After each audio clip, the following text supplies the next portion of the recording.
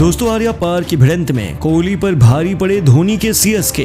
पहले मुस्तफिजुर ने अपनी खौफनाक गेंदबाजी से किया बेंगलुरु के बल्लेबाजी क्रम को चकनाचूर। फिर सचिन, रवींद्र, रहाणे के साथ मिलकर जडेजा और दुबे ने किया कुछ ऐसा कि किंग कोहली के छूट गए पसीने। तो आखिर विराट और धोनी की जंग में ऐसा क्या हुआ जिसने आईपीएल के 17 सालों के इतिहास को पलट दिया? कैसे कार्तिक और रावत ने लगाई है बेंगलुरु की नैया पार?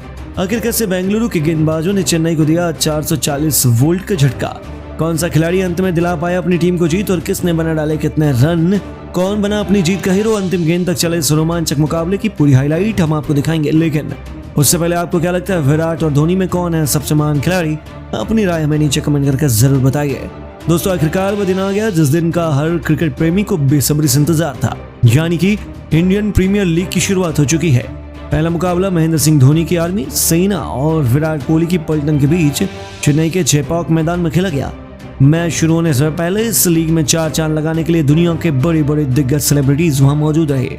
जहां अक्षय कुमार से लेकर टाइगर श्रॉफ, यहाँ तक कि AR रहमान और सोनू निगम के साथ कई सेलिब्रिटी ने मिलकर ओपनिंग सेरेमनी के जमकर ठुमके लगाए और आईपीएल का शुभारंभ किया। ओपनिंग सेरेमनी खत्म होने के बाद दोनों टीमों के कप्तान ऋतुराज गायकवाड़ और फाफ डु प्लेसिस टॉस के मैदान पर उतरे और डु प्लेसिस ने टॉस जीतकर पहले बल्लेबाजी करने का फैसला किया। बेंगलुरु की तरफ से ओपनिंग की शुरुआत करने मैदान पर विराट कोहली के साथ कप्तान फाफ डु प्लेसिस। चेन्नई की तरफ से पहला ओवर फेंकने आया दीपक चहर, लेकिन बेंगलुरु के बल्लेबाज बेहद आक्रामक अंदाज में नजर आ रहे थे। कप्तान फाफ डु प्लेसिस और विराट कोहली ने मिलकर पहले ही ओवर में 7 रन बटोर लिए। इसके बाद टीम के लिए दूसरा ओवर फेंकने आया तो चार पांड्या के ओवर में डु प्लेसिस नहीं रुके। इस ओवर में भी उन्होंने 2 शानदार चौके जड़कर अपनी टीम के स्कोर को तेजी से आगे बढ़ा दिया।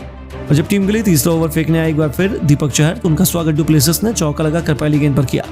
इसके बाद भी वो रुकने का नाम ले लिए। तीसरी चौथी गेंद पर अंतिम गेंद पर भी चौका जड़कर इस ओवर से 17 रन बटोर लिया और बेंगलुरु टीम का स्कोर 3 ओवर में ही 33 रनों तक पहुंच गया। दोनों बल्लेबाज बेहद खतरनाक अंदाज में बल्लेबाजी कर रहे थे, टीम के स्कोर को तेजी से आगे बढ़ा रहे थे। चेन्नई के गेंदबाजों की जमकर कुटाई कर रहे थे। कप्तान ऋतुराज गायकवाड़ पूरी तरह से हैरान हो चुके थे। तभी उन्होंने एक नई चाल चली और यहाँ से पूरे मैच का पांसा ही पलट गया। जी हाँ, अपनी टीम के लिए 5वां ओवर फेंकने आए सबसे खतरनाक गेंदबाज मुस्तफिजुर रहमान अपने ओवर की तीसरी गेंद पर उन्होंने फाफ डु प्लेसिस को चलता कर दिया और अपनी पहली टीम को पहला विकेट दिला दिया। और दोस्तों ये तो बस शुरुआत थी। इस ओवर की अंतिम गेंद पर नए बल्लेबाज रजत पाटीदार को बिना खाता खोले पवेलियन भेज दिया। 41 रनों के स्कोर पर दूसरा झटका बेंगलुरु को लग गया और इसके बाद मैदान पर बल्लेबाजी करने में मैक्सवेल भी ज्यादा देर तक टिक नहीं पाए। दीपक चहर के ओवर की तीसरी गेंद पर वह भी बिना खाता खोले पवेलियन लौट गए और पावर प्ले के 6 ओवर में बेंगलुरु की टीम केवल 42 रन 3 विकेट पर बना पाई। और अब विराट कोहली का साथ देने मैदान पर बेंगलुरु के सबसे महंगे खिलाड़ी कैमरन ग्रीन आ चुके थे। इन दोनों के कंधों पर टीम की अहम जिम्मेदारी थी। एक के बाद एक ये दोनों खिलाड़ी कई चौके छक्के लगाए और अपनी टीम के स्कोर को तेजी से आगे बढ़ाया। बेंगलुरु का स्कोर 10 ओवर में 3 विकेट पर 75 रन बन चुका था। विराट कोहली 21 रन बनाकर खेल रहे थे और 16 रन बनाकर कैमरन ग्रीन उनका साथ दे रहे थे, लेकिन टीम के लिए 12वां ओवर फेंकने आए एक बार फिर मुस्तफिजुर रहमान अपने ओवर की दूसरी गेंद पर विराट कोहली को पवेलियन का रास्ता दिखा दिया। विराट भी इस गेंद पर 21 रन बनाकर पवेलियन लौट गया और इसके बाद भी मुस्तफिजुर रहमान रुकने का नाम ले लिए। इस ओवर की चौथी गेंद पर कैमरन ग्रीन को क्लीन बोल्ड कर बेंगलुरु की कमर तोड़ दी और इसके साथ बेंगलुरु की आधी टीम को पवेलियन का रास्ता दिखा दिया। 78 रनों के स्कोर पर बेंगलुरु के 5 बल्लेबाज पवेलियन जा चुके थे और मैदान पर दिनेश कार्तिक, अनुज रावत खेल रहे। ये दोनों बेहद खतरनाक बल्लेबाजी कर रहे थे और देखते ही देखते अपनी टीम के स्कोर को 15 ओवर में 100 रनों के पार पहुंचा दिया। इसी के साथ देखते ही देखते दोनों बल्लेबाजों ने मिलकर अर्धशत की साझेदारी भी बना ली और अपनी टीम को संभाल लिया। अनुज रावत बेहद खतरनाक अंदाज में बल्लेबाजी कर रहे थे। चेन्नई के गेंदबाजों की जमकर कुटाई कर रहे थे और देखते ही देखते अपनी तूफानी बल्लेबाजी से बेंगलुरु के स्कोर को 150 रनों के पार पहुंचा दिया। इसके बाद भी दोनों बल्लेबाज रुके नहीं, उन्होंने पूरे मैच का पांसा ही पलट दिया। नतीजा हुआ कि इन दोनों ने अपनी खौफनाक बल्लेबाजी से 20 ओवर में अपनी टीम के स्कोर को 173 रनों तक पहुंचा दिया और चेन्नई के सामने बड़ा लक्ष्य रख दिया। हालांकि अनुज रावत अपना अर्धशतक लगाने से चूक गए, 48 रन बनाकर रन आउट हुए, तो वहीं दिनेश कार्तिक ने 38 रनों की पारी खेली और अब इस लक्ष्य का पीछा करने उतरी चेन्नई की टीम। ओपनिंग की शुरुआत करने मैदान पर ऋतुराज गायकवाड़ के साथ सचिन, रवींद्र। वहीं बेंगलुरु की तरफ से पहला ओवर फेंकने आए मोहम्मद सिराज के ओवर की पहली गेंद पर गायकवाड़ ने शानदार चौका लगाकर अपनी टीम का खाता खोल दिया। इसके बाद भी गायकवाड़ का बल्ला रुकने का नाम नहीं लिया।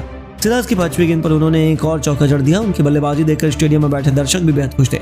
वहीं टीम के लिए दूसरा ओवर फेंकने आए यश दयाल के ओवर की पहली गेंद पर सचिन, रवींद्र ने भी अपना खाता खोलकर और चेन्नई की टीम के स्कोर को तेजी से आगे बढ़ाया, लेकिन उसके बाद यश दयाल ने शानदार गेंदबाजी का नजारा दिखाया और इस ओवर में केवल 4 रन दिए। चेन्नई का स्कोर 2 ओवर में 13 रन बन चुका था। टीम के लिए तीसरा ओवर फेंकने आए एक बार फिर सिराज के ओवर में ही ये दोनों बल्लेबाज अपनी टीम के लिए तेजी से रन बना रहे थे। इसके बाद भी वह रुकने का नाम नहीं लिए और अंतिम गेंद पर छक्का जड़कर अपनी टीम के स्कोर को तेजी से आगे बढ़ाने लगे।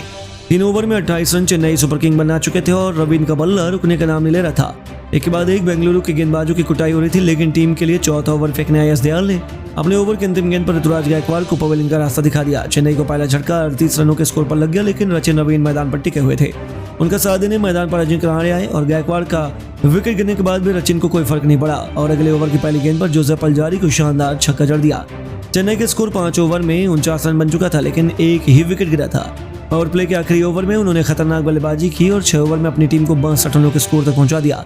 दोनों छोरों से दोनों चेन्नई के गेंदबाजों की बेदर्दी से कुटाई कर रहे थे। हालांकि तभी करण शर्मा की गेंद पर बड़ा शॉट मारने के प्रयास में रचिन रवींद्र बाउंड्री पर कैच आउट हो गए, लेकिन आउट होने से पहले उन्होंने 15 गेंद पर 3 चौके 3 छक्कों की बदौलत 37 रन ठोक दिए और नंबर 4 के मैदान पर बैटिंग करने डेयरी में चलाए। आते ही उन्होंने खिलाड़ी ने करण शर्मा के खिलाफ 2 गेंद पर 2 तूफानी छक्के लगाकर बेंगलुरु की टीम की हालत खराब कर दी।